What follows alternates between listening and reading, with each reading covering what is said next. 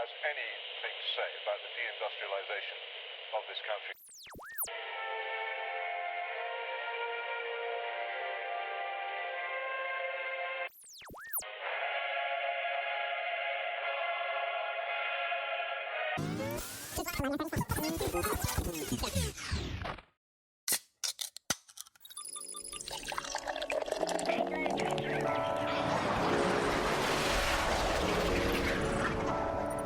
Georgian townhouses on the moon, the highest GDP per capita in the Milky Way. Small modular reactors under every village green. This is Anglo-futurism.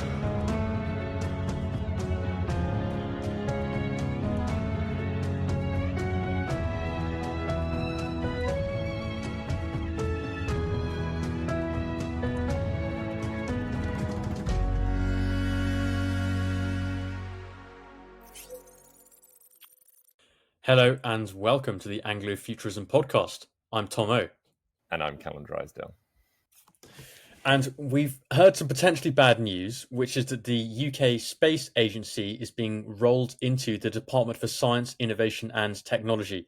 Now, this has ramifications for me and Callum, who are typically fed and watered via shipments from the UK Space Agency. Although we are largely self-sufficient up here, growing everything from spinach to peas to sausage rolls in our labs, I still haven't quite got quinine production up and running. Running out of tonic water would be a fate worse than death, which is why we have rushed Peter Hague back up to the station on one of the final departures from Cape Carlion to help us make sense of what is going on. Peter, welcome back. Hello. Peter, you must be reeling from the news yesterday. Well, a little bit dismayed. We've still not got the full picture yet because we're going to have to see how this pans out. But on the face of it, yes, this is not good news. We had for 15 years an independent space agency. It was only founded in 2010 when was the British National Space Centre, along with our contributions to the European Space Agency and a few other things, were kind of rolled into a centralised executive agency attached to DSIT.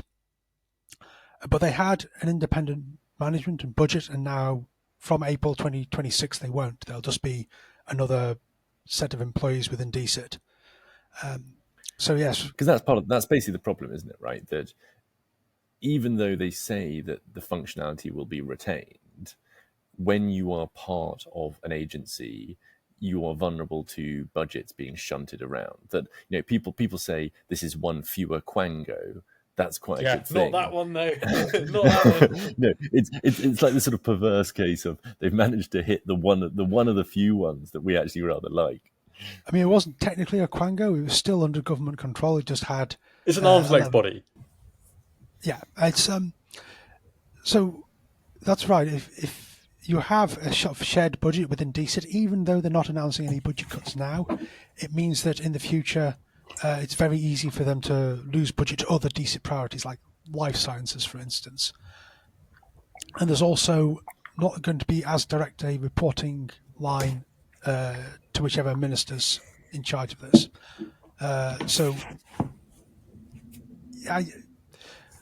We've definitely lost an agency. They're trying to gloss over this, but we have lost a space agency, and what they are saying is that they're going to keep the brand.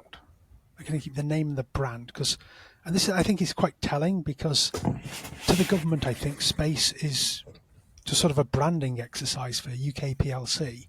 They have to sort of say, we're an advanced country, we have a space program. Look, it's even got a nicely designed logo, and then in sort of a cargo cult fashion, this will attract investment. And from their perspective, they want to do this while spending as little as possible on actually doing things in space. Yeah, I mean, it is classic attitude, right? That everything is a media problem, everything is a spin problem, everything is a communication problem. Well, maybe we should establish for listeners' benefit what the agency actually does, because unlike NASA, it's not putting people on the moon, is it? Not directly, no. It was doing some contributions to the Artemis program. What it tends to do is lots of little things, sort of fairly small contracts with industry, kind of trying to incubate various technologies and things. these are useful tasks, but they, on the sheer scale, it couldn't do very large missions into space. The entire annual budget of the UK Space Agency was comparable to what the Americans spend on a single unmanned probe. It's not enough. It was never enough to it was never enough to have what you would call a savior space program, where you have humans going out into space and regular interplanetary probes and things like that. But what little we have now, we are losing. Which potentially raises the question, and I know you said that the government wants to keep these kind of things for branding. I mean, we love a visual here on the King Charles III space station. We love, the idea of Britain still being a powerful and able nation. Is the argument here that actually we can't afford to do this, that this is actually not that important, or it is a luxury that we can't afford? Well, they definitely think it's unimportant. Every time they talk about space policy, they always talk about it as a means to some other ends. They talk about how space can be used to help monitor climate change or provide services to the military. And this is all true, it's all valuable, but they never understand the exploration, development and colonization of space as ends in themselves. And this is not to single out the current government, because there's never been a British government that has got this. Going back to the dawn of the space age, if you go back to the way they were talking about Blue Streak in the 50s and 60s, there's just a profound disinterest. Blue Streak was the kind of vertical launch one, right, that we just got rid of?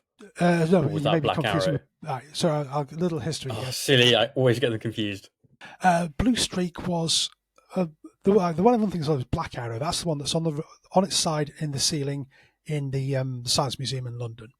That was the only rocket we ever launched a satellite to space with, and we launched it successfully one time. We launched one satellite into space. It's still up there, by the way, and then abandoned it. The government abandoned it primarily because it wasn't a very useful launch vehicle. Had a very small payload, and in the 1970s we could not miniaturize payloads well enough for that rocket to have a lot of use. The real sort of missed opportunity was over a decade earlier with what was called Blue Streak. Now you can see one of those in the Space Centre in Leicester, in the main sort of vertical thing. This is the big stainless steel rocket they have there.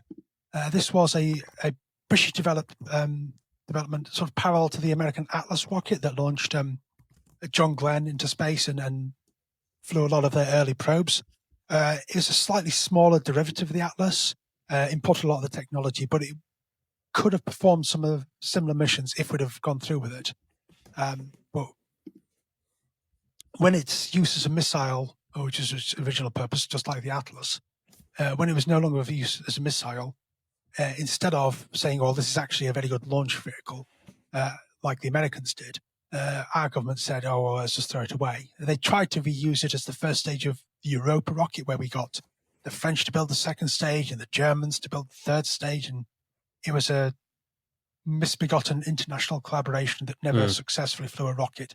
But in every single test flight, terrifying idea. And in all the test flights, it was always the Blue Streak that worked. It was always one of the other continental upper stages that failed us. So we could have had a launch vehicle from Blue Streak, but again, there's never been a big interest from Westminster in doing this. Peter, this morning, I was chatting to a listener, friend of the show, Elliot Levy, who, by the way, is the author of the forthcoming book, Machine Power, The Rare Politic of Artificial Intelligence. And he has done some work with the UK Space Agency, some data-related work. And his argument is actually that bringing it in-house might help, because at the moment, he says we haven't had time to check it with the agency themselves. Not all their roles are staffed, and there's quite high turnover, and perhaps kind of folding it into the kind of Department for Science might actually help the organization function a bit better. He says they kind of talk about the right stuff. Fundamentally, they just don't have a big enough budget. So, as reactionary shock jocks, Callum and I have been like wailing and gnashing our teeth at this possibility of like our glorious space agency being taken away from us. But maybe this really is just like pencil pushing. Maybe it's not so bad as we thought. What do you think? Well, I mean, I have heard from people who used to work at the space agency, and one of them mentioned that it was hard to get things done as it was. So maybe it's easier to get things done as part of DSIT. But I think the classic way to get things done is to fold yourself into a very large government entity, isn't it? Yeah, but I think the problem is still that it risks just being deprioritized as the country's budget woes just get worse and worse and worse. And I think I think it's a mistake by the government as well, from their own sort of self-interested perspective, because they're going to be facing the electorate again in 2029 in August. And if they're doing this, they are sort of publicly deprioritizing space and forgetting about it, and they think it's not going to cause many problems. But if you look forward to what's on the cards by 2029 in terms of space, like there will likely be humans who've returned to the moon to stay. There will be private space stations in Earth orbit. India will have sent humans to space with its own rockets, its own capsules. They'll be only the fourth nation to do so. And there's a good chance that there will be, by August 2029, when the election's due, there will be sitting on the surface of Mars a SpaceX Starship unmanned, or a Chinese mission. Although there's already Chinese missions on Mars, but they might be first to get a man on Mars. Maybe not by 2029. I'm skeptical of that. They might beat the Americans to getting people back to the moon, but I don't think they're not ready to go to Mars yet. They'll be faced with what will happen by 2029 is the government will be facing the electorate in the shadow of this raging international space race, and they will have to explain why they essentially quit it before it started. Yeah, I mean, it's the problem there, though, right, is that to be able to even join it, right, you have to imagine it, and you have to get excited about the idea of victory, right? You have to see yourself in a battle to do great things, and the problem seems to be that at the moment our eyes, the eyes of the nation, the eyes of government, are firmly fixed on their own, toes. And it's like, how can we grub a little bit more out of the dirt? Well, they're busy shoveling furniture into the fire to, warm up those rich pensioners. Well, quite. Because I think even if there was a mission that had that been funded by a previous government, do we think that the current Labour Party would be able to sort of like celebrate it and get excited by it? Like, in the same way that, say, when the Falklands were invaded, and there was mass energy and sort of people saying, we must do this. If we don't, Prime Minister, if we don't do this, we will never be the same nation ever again. I think there is potentially an unwillingness on the part of the Labour Party to be able to seize that moment and say, yes, now is when we are bold. That there's like an allergic reaction to that kind of thinking and like behaving. Yes, I mean, I find it hard to envision Keir Starmer getting excited in general. Like I said, they're just sort of like surviving day to day. They're just focused on the near-term issues. But I think a lot of the country is in general. It's not just the government. They're reflecting the attitudes of the nation more broadly. And sort of grasping the challenge of space is potentially one way to get out of this, to sort of discover a purpose as a civilization. Because I mean, you would say that this is valuable. Like, I suppose in the same way that the American neocons said that like maintaining a military presence abroad and like remaining a martial nation was like important for the moral character of the nation. That for us, like, space could hold that place, could be the sort of valve or the source maybe of like valor in the country. I think that's there's definitely some truth to that. I mean, I wouldn't say the neocons were wrong about quite a lot of things, especially nation building. But in terms of military strength, if they'd not been listened to in the early 2000s, then can you imagine what the relative position of the US with China would be now? Because back in 2000, the Chinese economy was a lot smaller, their military was a lot smaller, they were just generally less of a threat. And if they'd listened to the voice of sort of like, oh, it's the end of history, we can just disarm, and gone down that route for 20 years, their position now with respect to China, I think, will be very precarious.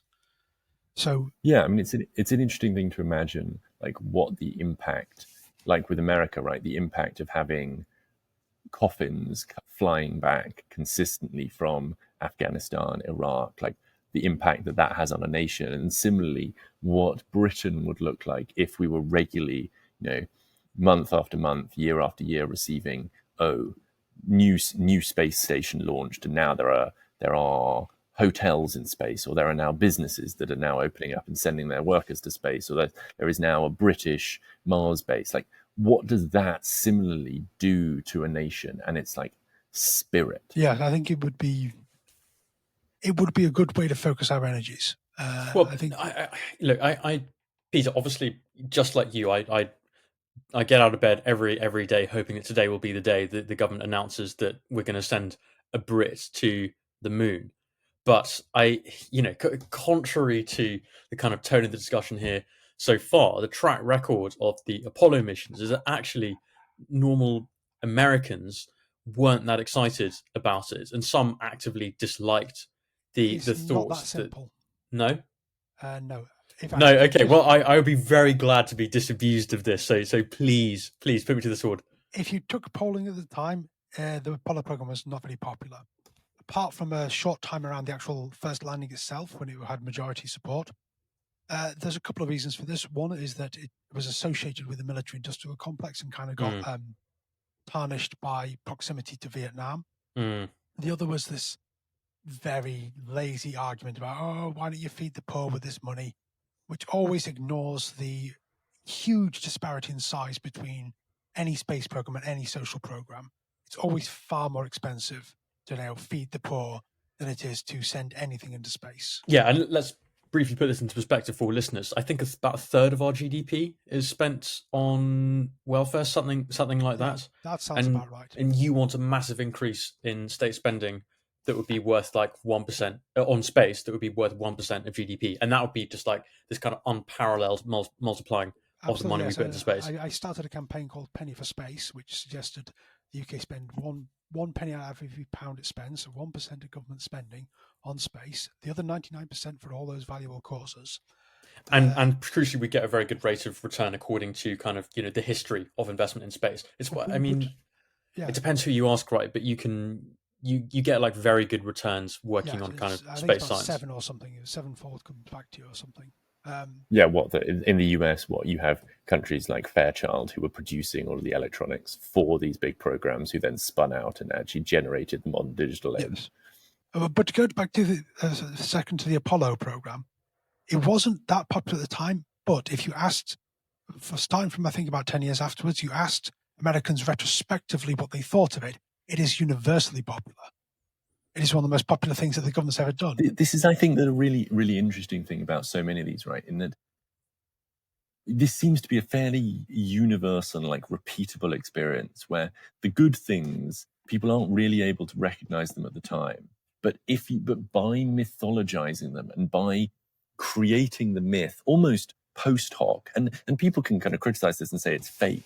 But we had Dan Tomlinson on the podcast, who talked specifically about, this is a British member of Parliament talking about how inspiring he found the Apollo missions and the US effort to go to the moon. And yet, as a legislator, sort of like unwilling to then go, oh, in that case, that's something that I could actively support and push for. So it's it is a sort of strange case of like passivity about it. Yeah, I mean, I think really, this is almost the definition of political leadership. You want to do things that will be popular in 30 years, instead of just trying to save your own skin and do things that are popular right now. There is a funny part of this, though. I mean, to slightly go back on what I just said, in that we often criticize here the things that we think elites, like the elite concerns, right? The things that elites say, oh, we should do this because, a small group of people in my social circle think that this is an important thing. And and we hit this problem as well when we say, actually, this is one of the arm's length bodies that we do like. How do we meaningfully segregate out these and have some form of rigorous ability to say, no, this is an elite concern that I do care about, and this is an elite concern that I don't care about and is stupid? Well, I think it's only an elite concern for the moment. I think the reason it's a valid concern, even if it's only a small number of us raising the concern, is because if we look forward decades or even to the 22nd century, then you're going to find that people will look back and either be glad that we did it or be annoyed that we didn't do it. So we're going to it is only an elite concern in that not everyone has realized that it's something they will be concerned about when they're older, or that their children will be concerned about. And the job is to convince people that this is the case, that it's like that old poster, many times parodied poster of "What did you do during the war, Daddy?" What did you do during the 21st century space race, Daddy? Exactly. Yeah, I mean, I suppose potentially what you just say is that do elites have the ability to foresee things coming down the line? I mean, but potentially, right? It is that hubris and that willingness to say, I know this better than others, that is so dangerous. I mean, now with people now potentially talking about the AI bubble bursting, how do you say that that you are right about space, and the people that said that God was going to be born in the next 12 months were potentially not? Well, it's my job to convince people. I mean, this is how you can't do this. It's just an elite, basically say we're going to get our way and screw you because we know we're right. You have to build a consensus. You have to sort of you for a while you will be this lonely voice in the wilderness, but certainly for any sustainable investment in something like space, you've got to get some level of consensus and convince the public that your projection of where the world is going is correct, and that we need to take action now. I don't think it's so left field. Did I don't know if either of you watched well, guys, did either of you watch Trump's inauguration speech? I did. Right, and so he got to this bit where he was talking about putting Americans on Mars, and I found this, Trump is who he is, right? But I found this pretty electrifying. I think that actually it's not so deeply buried within the human psyche as we think. This desire to be a country that together does great things. Maybe that's more of an American reflex than a British one at the moment. But I think the presence of that ambition, that vocalized ambition in the speech, kind of at a time when he's kind of pitching himself to the nation, kind of suggests that it's not as crazy or alien to the psychology of the kind of average member of the public as is the idea of as Cannon puts it, creating God. I mean, I think potentially Peter is right about it here, that you have to sell it, and also you kind of create it post hoc, right? That maybe you do have to be the lonely man in shouting about it, but if you can get your wins and you can achieve incremental progress, so that then each time you're able to then sell what has already happened in the past as a brilliant and exciting thing, you then sort of snowball up to to glory. But maybe this depends on just being the first, right? The space race was about being first to get in orbit and to get on the moon, and so the national glory is much more it parceled out much more meanly for those countries that aren't first. And I mean, we are Anglo-futurists, but I don't think we think there's much prospect of Britain being first to Mars, and we certainly don't think there's much prospect of Britain being first to the moon because it's already been done. So I wonder whether there's kind of slim pickings at this point. It was not necessarily about first. I mean, this is how it was framed at the time, but there was, it was more about demonstrating general technological prowess. I mean, the first were useful headlines. There's one sort of hypothesis that the main political motivator was that during the 60s, you had a lot of nations decolonizing, and they were sort of breaking away from France and Britain, and they were looking like what to pick a system, basically. And the Americans had to make sure that their system was like shown to be decisively better than the Soviet system, so that all these like newly independent African countries didn't go Marxist. So yeah, the firsts kind of help, but I don't think they're necessarily like they're a critical thing to it. Well, it also depends on which first you point at, right? Because as is so often repeated by the like cynics, Russia or the Soviet Union was first with a man in space, an animal in space, first satellite.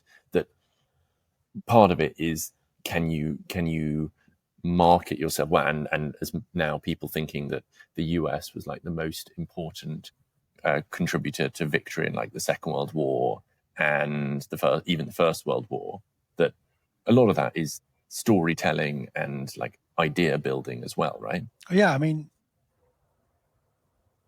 there are other ways you can tell the story, though. For instance, at the moment, the sort of one of the key metrics for space is how much mass you can put into space, because that's the big engineering constraint. The main reason the Soviets lost the moon race, there's many reasons, but one of the main reasons was the biggest American rocket, the Saturn V. They've got a Lego model behind me. The Saturn V could send 45 tons to the moon. The biggest functional Soviet rocket at the time, the Proton, could send like 3 or 4 tons. So they had a 10x advantage in just the amount of stuff they could send to the moon. So they won. SpaceX with their Falcon 9 are now throwing more mass into space than NASA did at the peak of the Apollo program. And it's doubling every 2 years or so. So it's following like a Moore's Law style trajectory. And this is something I talk about on my blog a lot. And you can sort of show someone this graph and say, look at this curve. This is going wild. And in the same way that the exponential increase in transistor count drove the computer revolution, it's very good chance that the exponential increase in the amount of mass available in space will drive a space revolution. Well, what about the exponential growth in flops used in LLM training, right? That's also an example of an exponential curve. That's going the wrong way, but space actually can help with that, because you can put your training centers in space. We could build up a giant. He's got an answer for everything. We can build up a giant Dyson sphere of. Just trying to throw anything at him, and the man just knocks it away without even breaking a sweat. Thatched Dyson sphere, yeah. I suppose as well, actually, it just occurred to me about your point about being first, right? Like the Indians are also very good at like getting excited about national accomplishments that they're not the first at. Like they're very good at saying, now we've launched a rocket into space, and there's a classic image that goes around Twitter, which is we've mined 1 billion tons of coal, which is always ironic, but is like an example of them like mythologizing moments in their history or in their progress as they move and like into what they see as like becoming a developing nation. I suppose the problem is we're slightly allergic to thinking of ourselves as a developing nation, so we're like unwilling to like get excited about tractor quotas or tractor production and being up. Yeah, we just have to kind of convince the electorate that we are in fact a third world country again, and we're starting from zero. I mean, yeah, I don't think it bothers the Chinese at all. They won't be first on the moon. I mean, to them, they understand that they've been playing catch up for decades. So to them, it's like, oh, now we can do what the Americans did in 1969. So this is sort of proving, and even if like the Americans beat them like by a year, if sort of like it's going to sort of demonstrate in their minds that they've drawn level. Yeah, but at some point, right? Then the question is, can they start beating them, right? Because like their first derivative in like their growth is faster than the US one, and that's the exciting thing. They've been able to close the gap in sector after sector. But at some point, it's no longer enough. Being like they're already working, a year later, they're already working on several reusable launch vehicles that have a more than passing resemblance to Falcon 9 and Starship. So they get second mover advantage. They don't seem to have any sort of embarrassment about this, and it's legitimate. What the suggestion here being that they actually won't be able to bypass the Americans because they won't be able to copy them. Well, I mean, they don't just copy, but I mean, there's an argument that it's just asymptotes at the level of the American rocket, I fear. Yeah, but if they can, gets to the point where the Americans release a rocket and they're able to produce it like the next day. If the Chinese can get to comparable rocket technology to the US, their political system probably lets them direct resources into the space program more quickly and at larger scale because I mean they're not answerable to an electorate. No, lessons for us all. Yeah, potentially they could surpass America that way. I suppose as well, it's like it's cheaper, right? They don't have to put all of the money into pushing the frontier. It's like something that people say about our nuclear power plants is that we're really stupid and that we insist, or our trains, two of our favorite topics. Like it bring Where any have our conversation. Female listeners gone? It's crazy.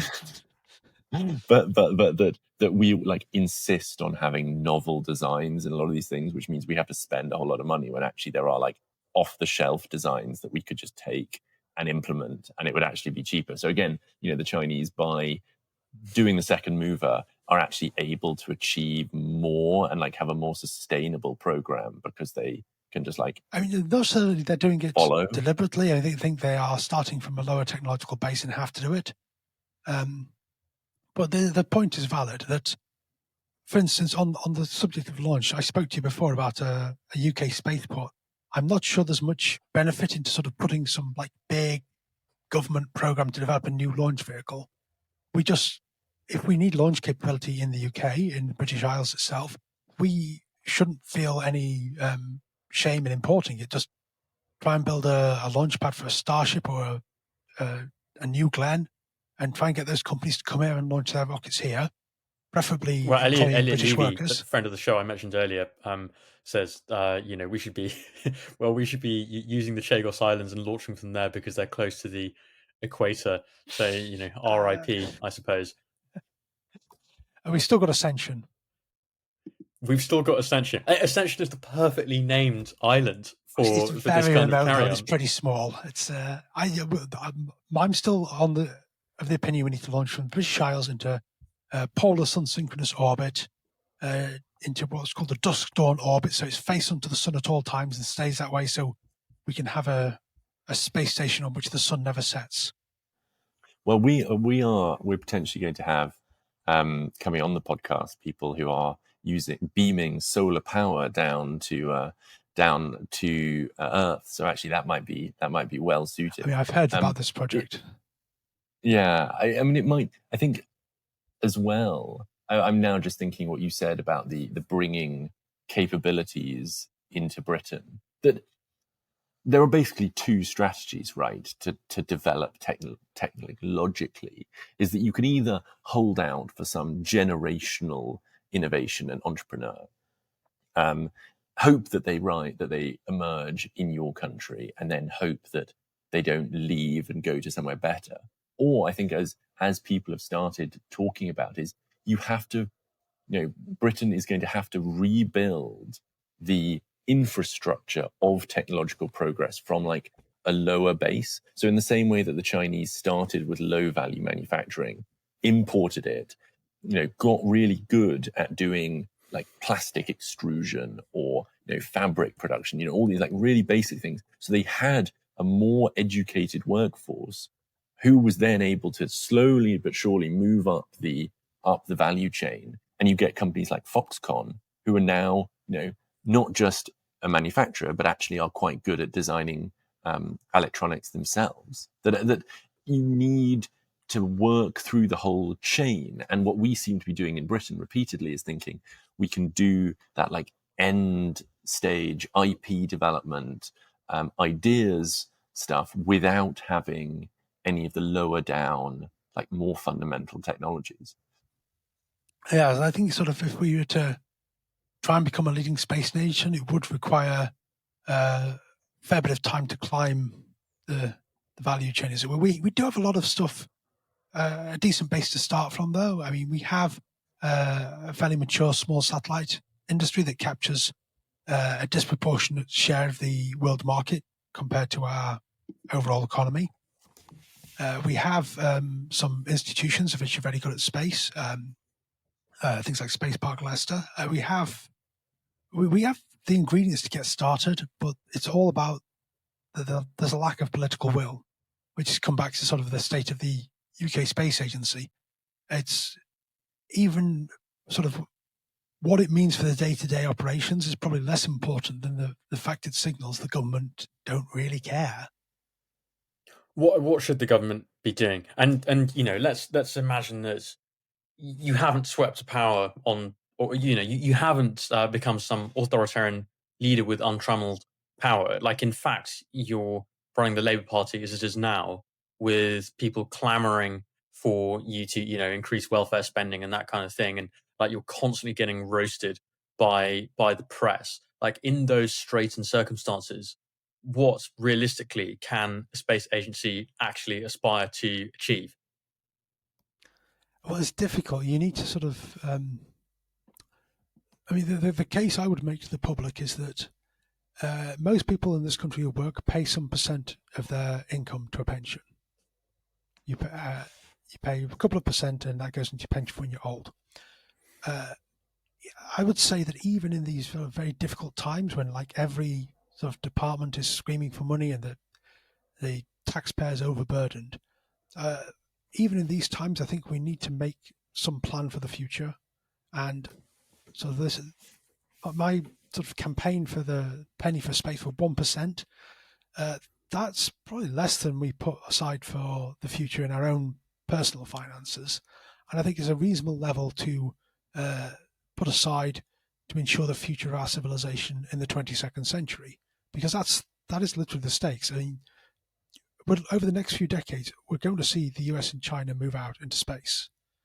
And if we don't do anything now, we're going to get left behind. And we need to plan these things early.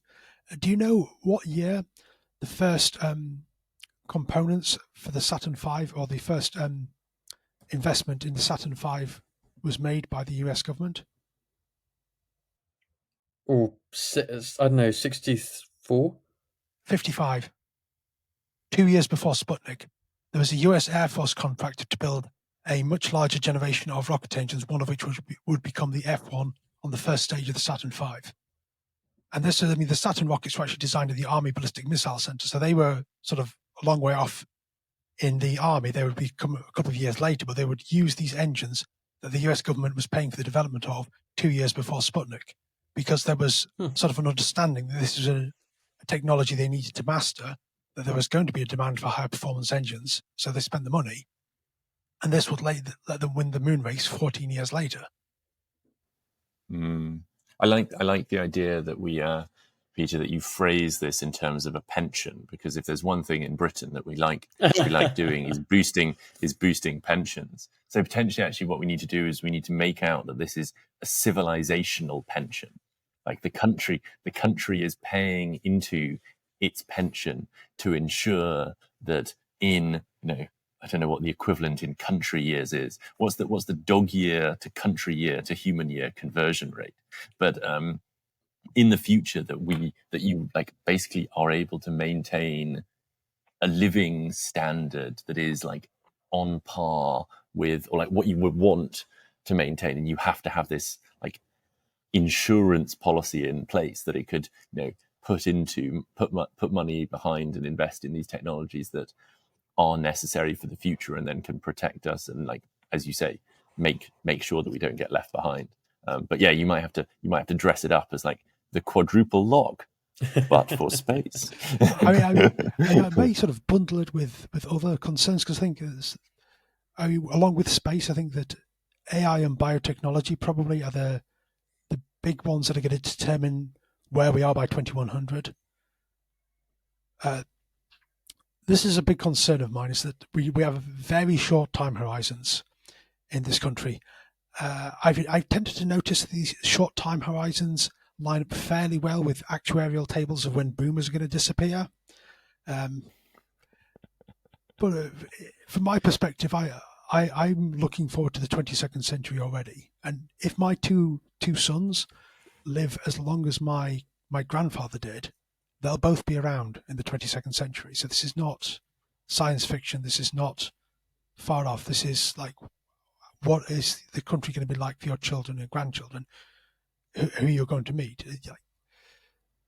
Well, there's so much for us to worry about. Tom, you'll to worry about your grandchildren, you're going to have to find a wife first. So actually, no. Canon, this is a very, very thoughtful way of advertising my bachelorhood. Thank you. If we do have any female listeners, just drop an email. So actually, you're not going to have to worry. Tom Canon's had a girlfriend for about 2 weeks, so he's feeling like incredibly smug. Tom's not going to have to worry about the future. Tom can adopt full boomer style, like spend it all now because he doesn't have to worry. But you're right. For God's sake, as a person with longer time horizons, this is just Peter, outrageously rich from Callum. Have you asked your girlfriend about the 22nd century yet? You need to have the conversation. Actually, it's a good point. Speaking out to her now, because she's definitely going to listen to this. She's going to dump you as soon as she listens to this podcast.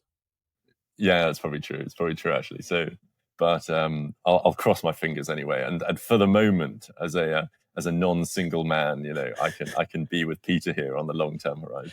For God's sake, I feel like Theresa May when Andrea led some. I think this is unfair to, like, people without children can still have civilizational timescales.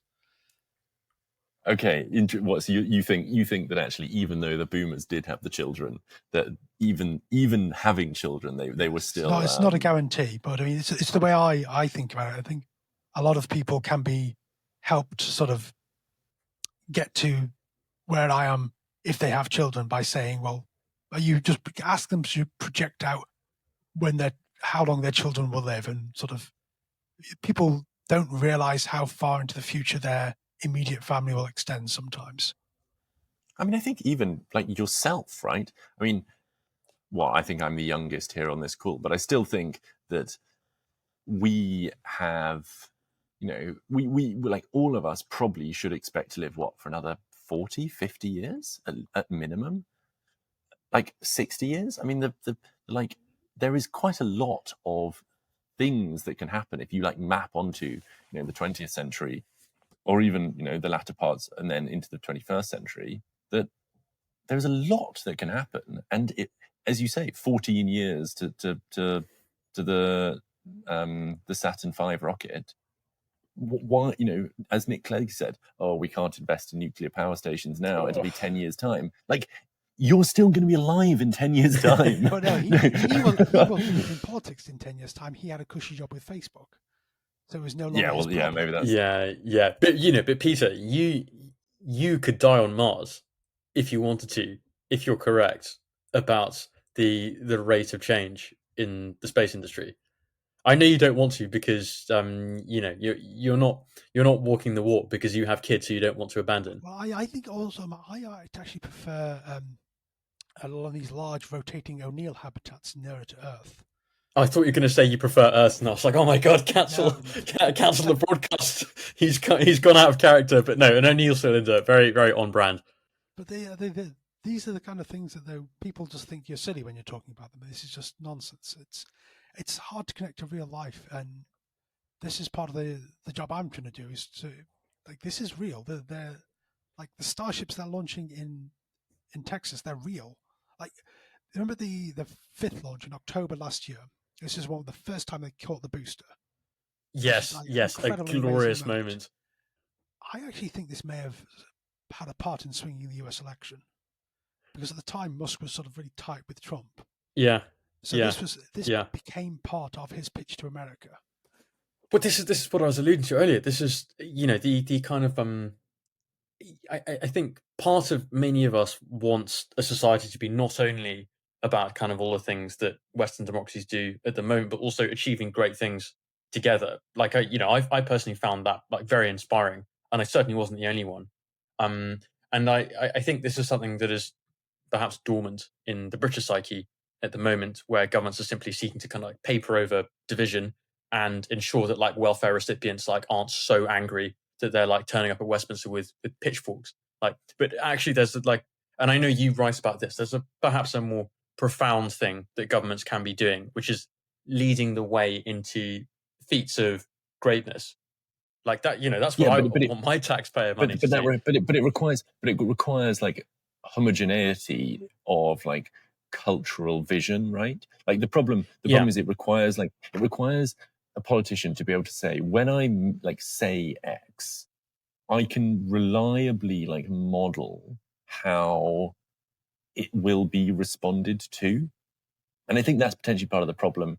I mean, the US is a very good example where you have like these two very separate information ecosystems where you say one thing and, on one side people say, oh, hooray. And on the other side, people say, oh, this is the worst thing that's ever happened. Like, it's very difficult to generate that kind of myth building that we were talking about when you've got these like two, and they don't even need to be antagonistic, but often they are antagonistic information spheres or cultural I think we can spheres. actually go further than say it's just a kind of oppositional duality. Like in fact, if you are fully subscribed to woke ideas, then you actually don't want the West to achieve great things. And it probably sounds like I'm being unfair, but I can guarantee that like very few people who are kind of highly woke would relish the idea of like America putting someone on Mars. Like they're actively against it. They're trying to stop it. Yeah. They're using environmental so when you have legislation a to big portion block of society that like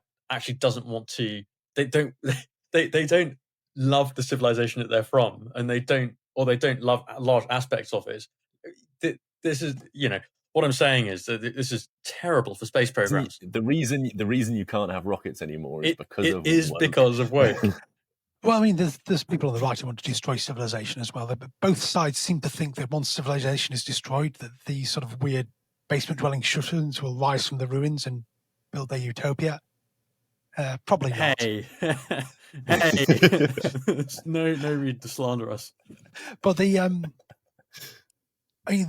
kind of unity of vision that does exist in the UK. If you look back to the much vaunted 2012 Olympics opening ceremony, in a very different way, it kind of captured that.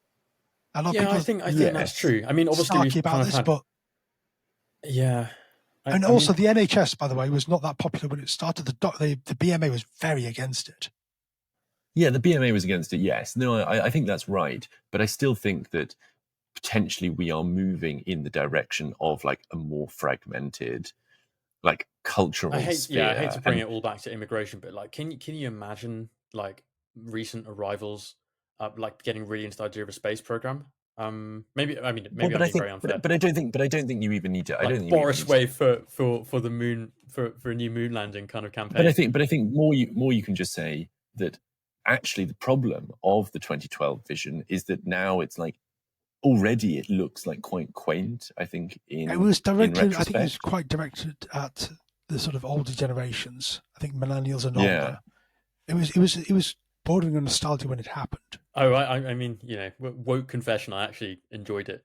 I enjoyed it as well. I mean, there's something. No, I think a lot of people did. But I think now people looking back would regard it as like unbelievably that worldview has optimistic. done terrible damage to the country. I think that is clearer now than it was then. But but it shows that we've potentially got that sort of spirit in us to sort of think beyond just immediate self-interest, and sort of share a vision for the future we want, and to plan for it on decade or perhaps even a century timescale, which is what. Because I suppose actually you're right, that it is actually that similar form of myth building, that like the success of 2012 was that actually a myth was made. And whilst we know, you can say, people now will say, oh well, it was kind of fake and not real and like papering over cracks. At the time it was massively well received, so actually potentially it demonstrates that you can do that kind of myth building. You just have to do it well, right? It's got to have a track record of success, I think. Well, I think like I said, this is going to be easier as we go on. Like by the time of the next election, this is going to be a lot easier political discussion from my side of things, because there's just going to be so much more physical evidence of the direction of travel and the need to do something. I mean, there's a profound level of sort of ignorance of what's going on for various reasons. Like most people don't seem to know that we are about 7 months from the first humans orbiting the moon since 1972. And the rocket that is going to fly this mission is currently stacked in the vehicle assembly building in Florida. Next couple of weeks, they're going to put the capsule on it. They're going to try and roll it out to the pad by the end of the year.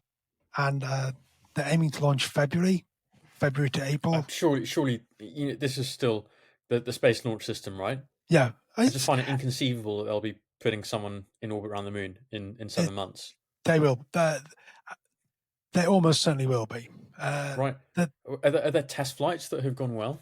There's been one test flight. It went well enough for NASA. There were some issues with the heat shield. They think they've got that sorted, but they're going for it, and hopefully all will go well. But one is reminded of the poor taste joke made after, what was it, the Apollo 15 or 16, the one that blew up? Apollo 13. Apollo 13, that's the one. The what does NASA stand for? No, I think you're thinking. No, that's need another. That was 7 Challenger. astronauts. That was. That's Space Shuttle. Oh, Callum. Poor taste.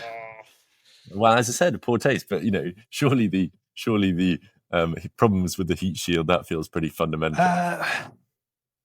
There have been criticisms. This is a program that has come under intense criticisms for its technical execution. It's being late and over budget.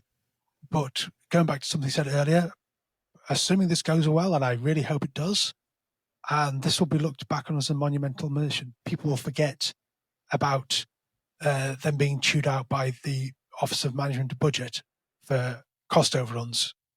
This is going to be the first woman to orbit the moon. This will be the first non-white man to orbit the moon. And they will presumably come back to Earth. They will go on tours, and you'll be able to take your kids. And if your daughter's Express, it's not woke. I mean, it's like if you want your daughter to get into STEM, you could take her to a lecture by the first woman to orbit the moon. Yeah, I can't wait. I can't wait. You have to get yourself a daughter first. Oh, for God's sake, the amount of crowing for having had a girlfriend for like a fortnight is. But people don't. I think people are going to take notice of this when it happens, because they've not been prepared for it. In part because the Trump administration is trying to cancel the program, basically because of the cost overruns. And then hope that it sort of put it more through SpaceX. Yeah, and it's a limit to sort of NASA can't really sort of shout from the rooftops what they're doing. So it's kind of a strange place right now. So people basically need to know that there's a revolution going on at the moment in order to react to it. And we're going to start seeing the fruits of that revolution in the next few years. So I think the conversation is going to get easier in that respect, and we can build up that idea. Yeah, but revolutions are always easier to spot in retrospect, right? Like it's always very hard to tell when your like second derivative has really, really gone positive. Famously, it will not be televised. Yeah. Well, I mean, this one will be, right? The problem is there'll be about 10,000 turbo nerds watching, and like the rest of the country will just be like, oh. Well, that was the SpaceX chopsticks catch. That was like precisely the opinion when 10,000 of us were just like in raptures, and the rest of the world was like, Yeah. I was barely even aware of That that. really I watch, so I follow like the space news obsessively for, as you might understand, but I notice when things penetrate to the mainstream news. I don't know, like Peter, did you? I don't know. Well, your mum is probably very well aware of kind of what was going on. But Callum, was your mum aware of the chopsticks thing? I think if it was on the front page of the Times, I think it was on the probably. It was mentioned on Have I Got News for You? At the time, the government was doing some kind of business conference thing where they get like foreign investors to come in and like talk business stuff, and they were basically they'd not invited Elon Musk, and the news were having a go at the minister for this, whilst on the other side of the screen displaying a video of the booster catch, basically saying like, why are you inviting the guy who did this?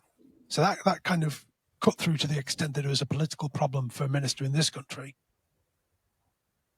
Now the problem with it is that at the moment this year SpaceX have had a run of bad luck. They've had 3 failed or partially failed Starship flights. So they've not been generating the positive headlines, and when something goes wrong with them, they generate a negative headline.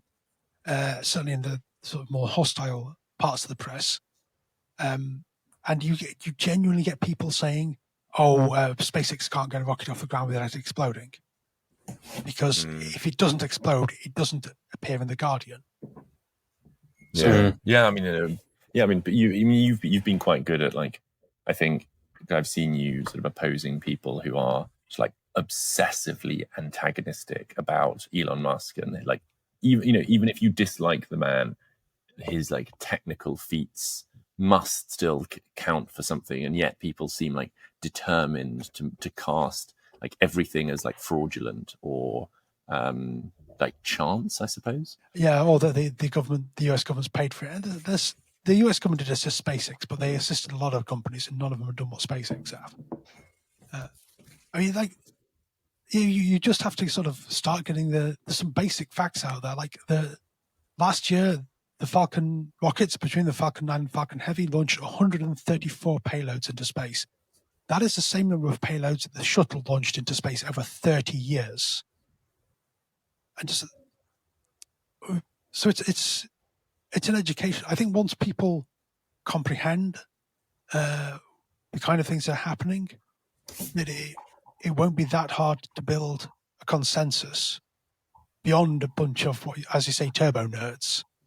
That we need to play our part. We need to have a dedicated space agency with more ambition than the UK Space Agency has had.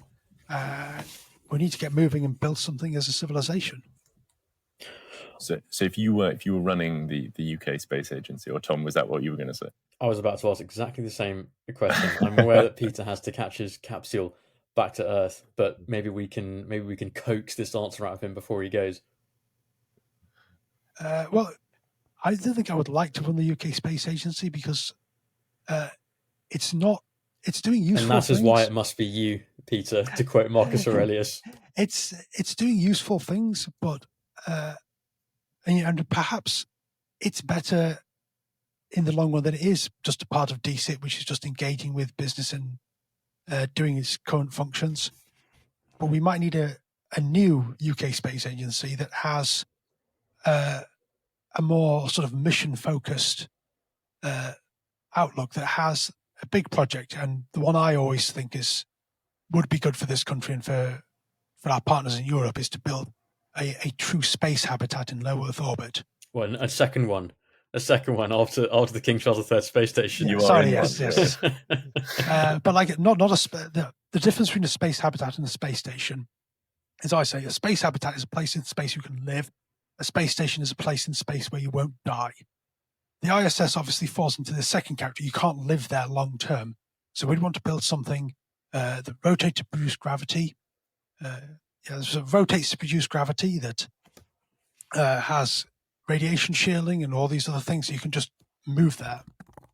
And this would be our sort of first stepping stone, and it would take a long time, but this would be attainable for us, and it would it would be a good way to continue Earth orbit exploration once the ISS is retired, because the US is somewhat backing off from that aspect. They've not got much interest in maintaining a permanent base in Earth orbit anymore. So this is somewhere where the UK, along with our European partners, we could step up and we could sort of take this to the next level.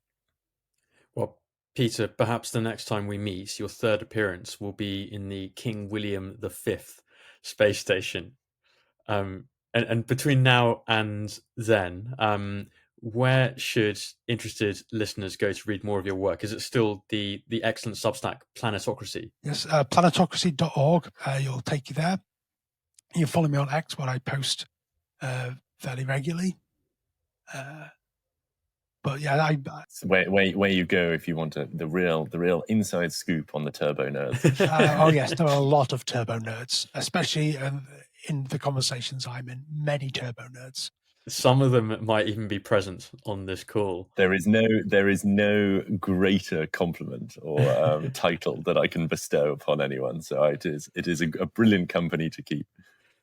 Peter, we will let you go. Thank you very much for coming and joining us again. And thank you to all our listeners. And I suppose follow us on Substack and Spotify and Apple Podcasts, and keep listening. Thank you very much, and goodbye. Thank you, listeners. Cheerio.